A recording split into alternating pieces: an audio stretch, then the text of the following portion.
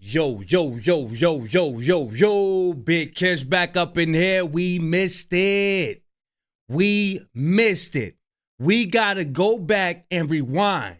We got to bring it back. We got to bring it back. I missed this video right here, y'all. Shout out to Geek About It, man.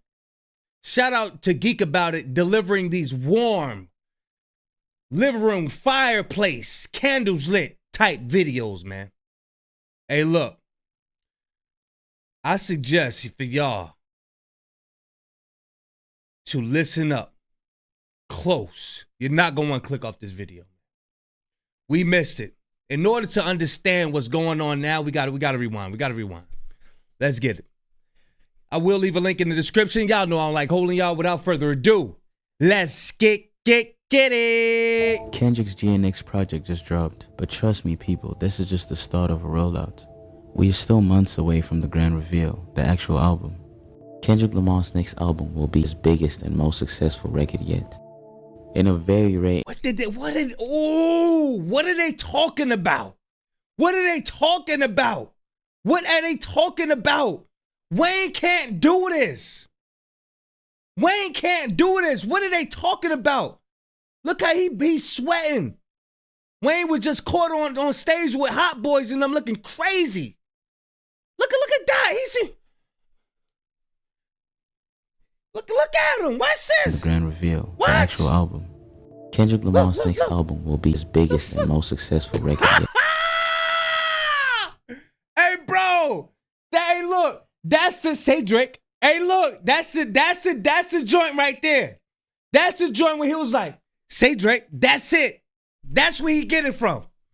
This is where it come from, y'all. Hold on. It's a lot in this video.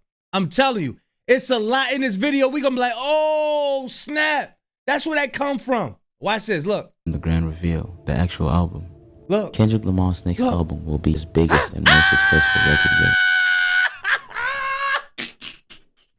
yet. Hey, you see how he smiled on him? Hold on, B. Hold up, man. Yo, stop playing, man. Watch this. Bro, this is wild. Hold on. All right, y'all ready? 1, 2, 3. Let's get it. It's gonna be the last one right here, man. We ain't gonna be doing too much clowning around and all that. All right, let's get it. The actual album.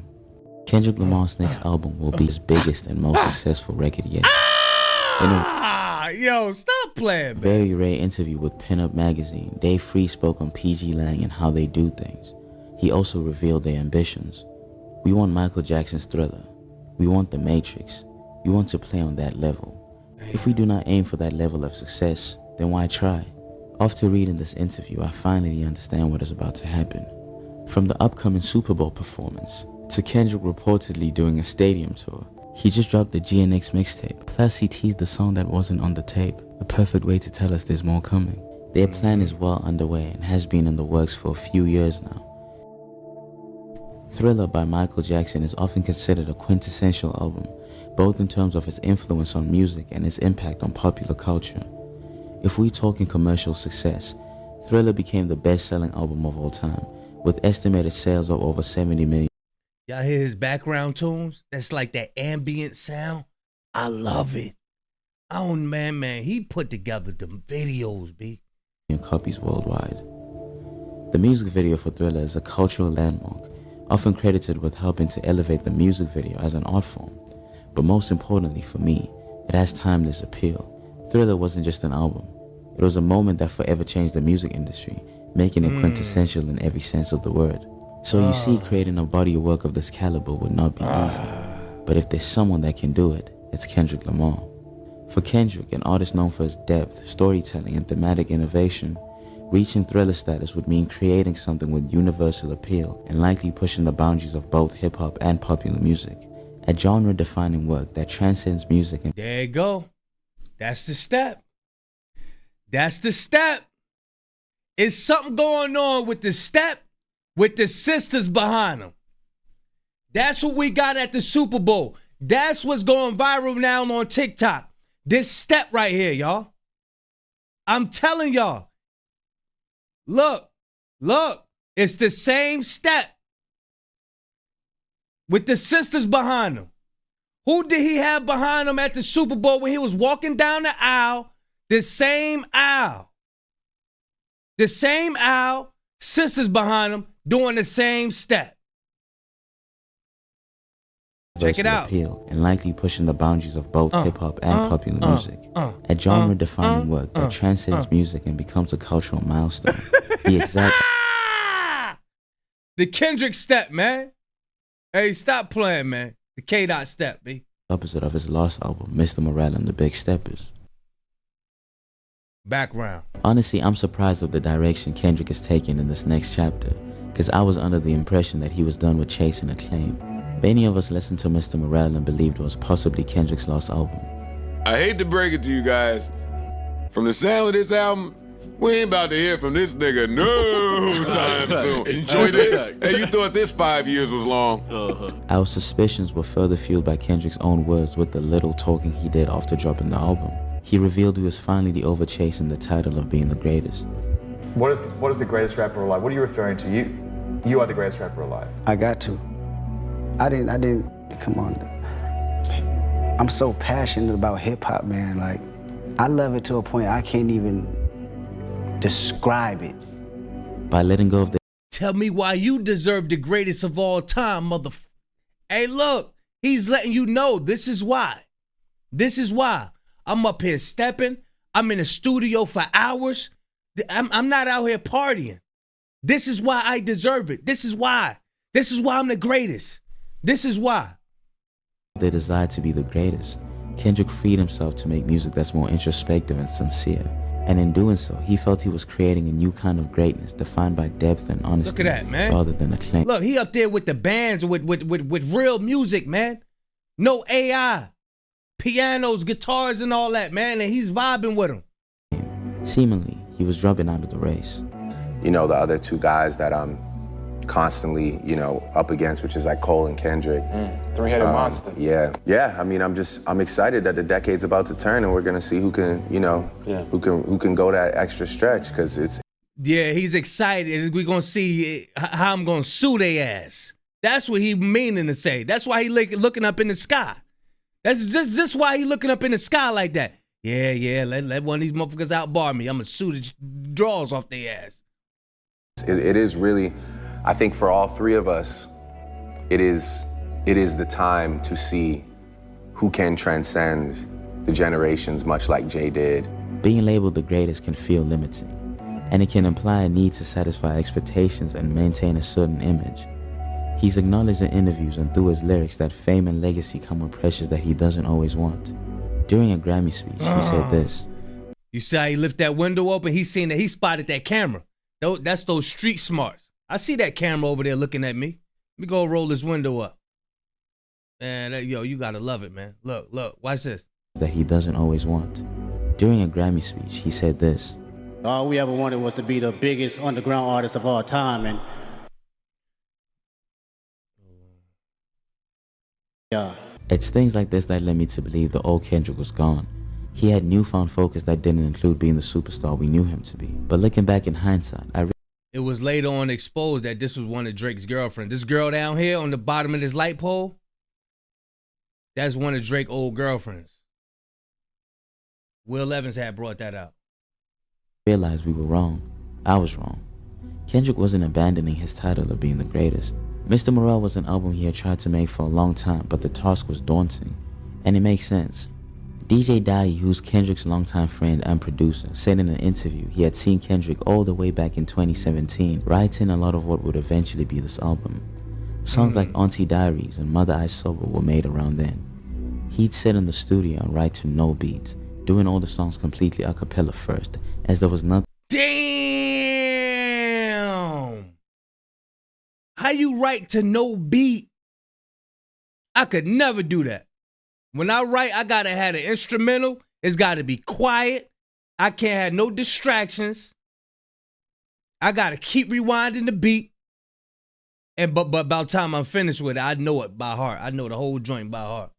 Nothing more important than what he wanted to say.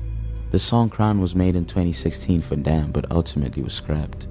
This lets me know these are stories he had wanted to tell for a very long time, and he says this as well in another interview.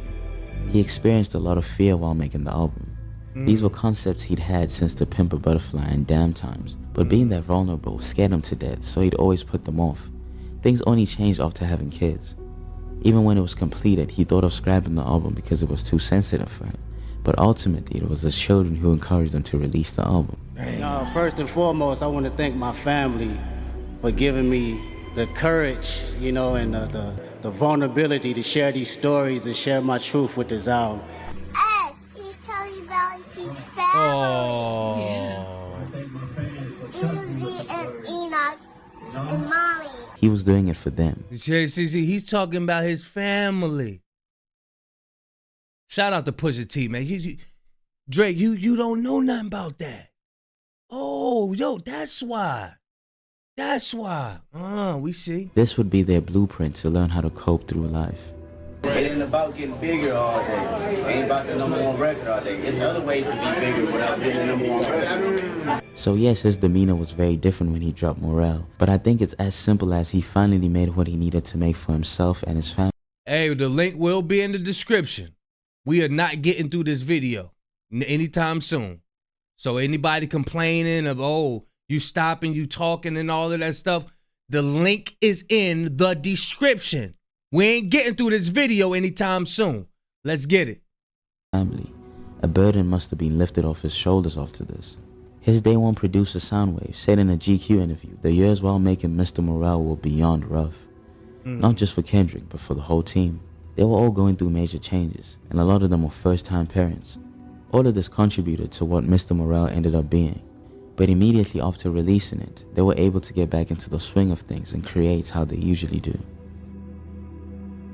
It's in that same interview, which was during the Big Steppers tour, that Soundwave revealed they were already hard at work on a new album. Kendrick had already started his new project. I couldn't help but to think what his motivations and ideas were this time around. Mr. Morale did what it was supposed to do, but it also received a lot of criticism. A lot of people just weren't fucking with it, and this was a first for a G.O.A.T album. Smoking on top 5, this and that. Kendrick Lamar is not smoking on shit, and no one is saying it. 2 songs from Kendrick Lamar's last album that you still play today. I didn't like that album. That's the thing. Kendrick talking shit to everybody in the world but a nigga named Jermaine. I got to redo my rapper order. I thought about it. Do y'all need to hear it again? Do y'all need to hear it again? That shit didn't age well now, did it? Huh? Did it age well? You gotta rewind, baby. We gotta rewind. Let's go relive this history. I genuinely think that the conversations around his music after Mr. Morale is somewhat the reason for what is to come with this next chapter, and for what happened earlier this year with the beef against Drake and J. Cole.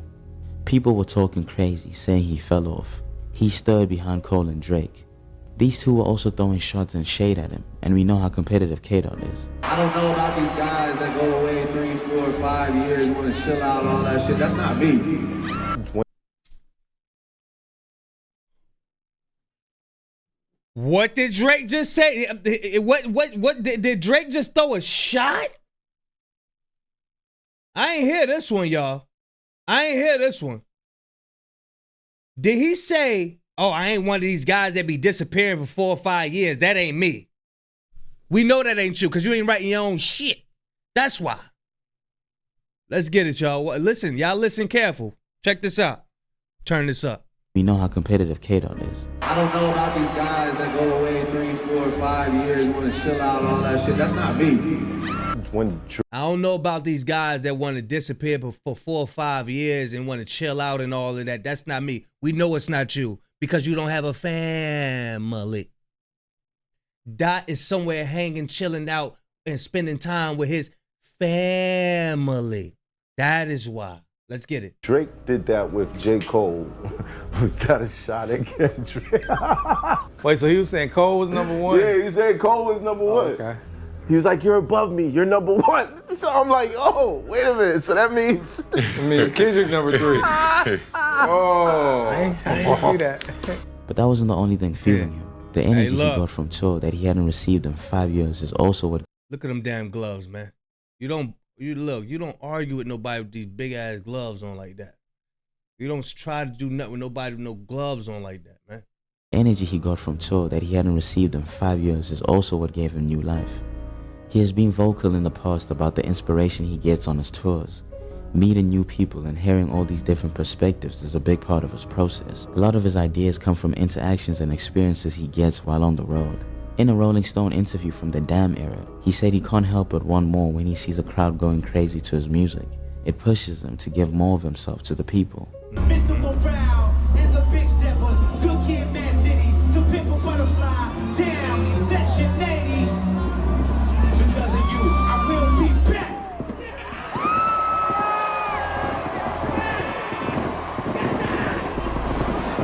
And because of you, I will be back. A part of me still can't believe we're about to get a new body of work from Kendrick with records that'll match the stadium setting.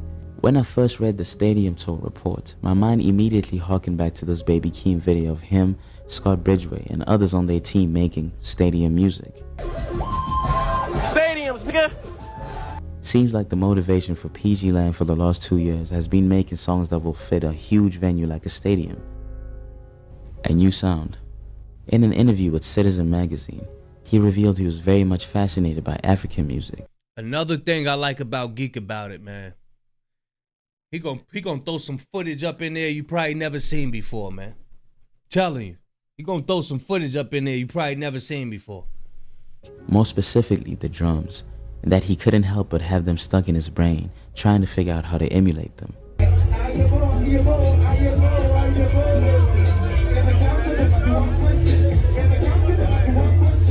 We've seen him backstage with Nigerian R&B artist Thames. He later interviewed her for a magazine, and at the end of the interview, they spoke about locking in and making music together. He invited me for his show, and then I met him after, and it was cool. I was just like, oh my goodness, Kendrick Lamar, what? Oh, Thames, oh my goodness, you're here, wow. And I was like, yeah, bro. He also expressed his desires to make Ghana and other African countries a frequent destination, and it looks like he was serious about this, because since then, he's gone back a bunch of times. PG Lang recently partnered up with Global Citizen for a project called Move Africa, which is described as a long-term vision to pioneer a world-class music touring circuit across the African continent. Is this them giving back to the places they have recently been heavily inspired by? 23. This is how you get back to the people, man. This is powerful. Years old, went to Africa, man. Changed my whole life, man.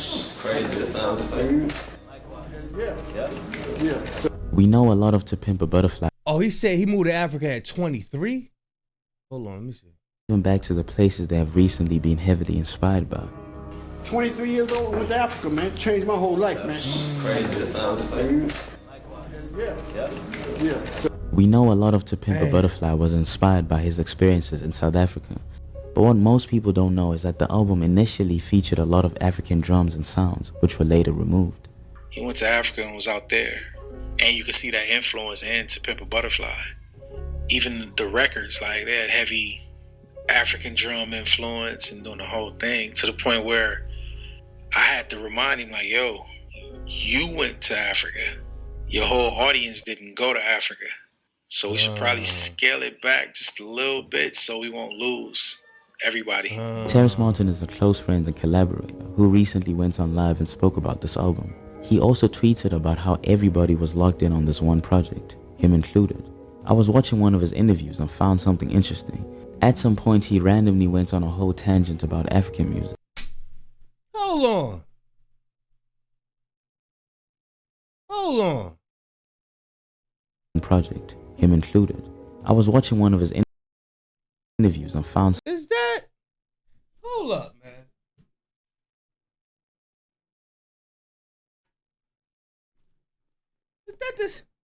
Is that the same joint I got right here? Let me find out. It got the little side joints. Side, yup. That's the same joint I got. Something interesting. At some point, he randomly went on a whole... Yup, that's the same joint I got. Yeah. Y'all didn't know I did music. Like, hey, look. Hey, look. Don't tell nobody, because you know what I'm saying, I'm one of them artists. I'm one of them real artists, you know what I'm saying? Don't tell nobody, because then they're gonna try Illuminati and all that, gonna try to come sign me and all that stuff. So yeah, just Keep that between us, you know what I'm saying? Let's get it, y'all. Whole tangent about African music. You can tell how inspired he is by what he calls high-level black music. I feel like all this shit come from Africa. No, I don't feel. All this come from Africa. I feel like with this new music, all the art resorted back to where it came from now. And now they're the root. Cause you know in Africa, it's about harmony, melodies, rhythm, and festive. Yep. Whoa. Okay, yeah. Corny ass American pop culture, body. Hip hop culture, boring. Jazz, y'all been needing help. What I realize is I shouldn't be saying Afrobeat. I really want to take away the name of it. It's just, ultimately, it's just high-level black music. Is it a coincidence? Spirit being manifest into the physical realm. Expression.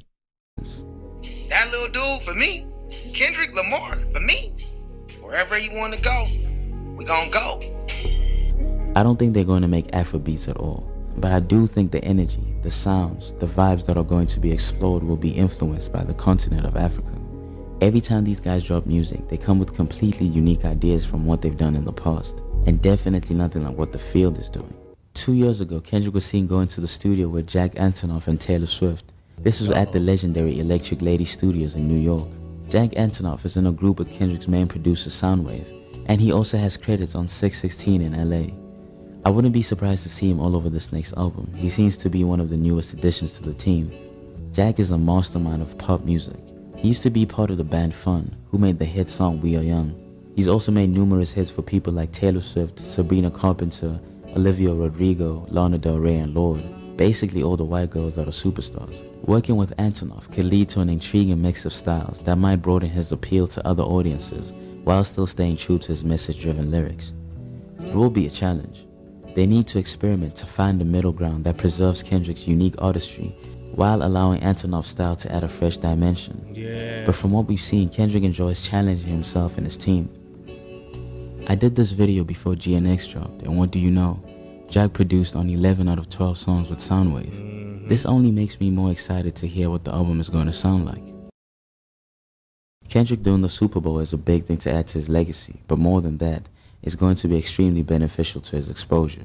For instance, Rihanna's numbers after doing the Super Bowl went through the roof. She became the #1 most streamed artist globally.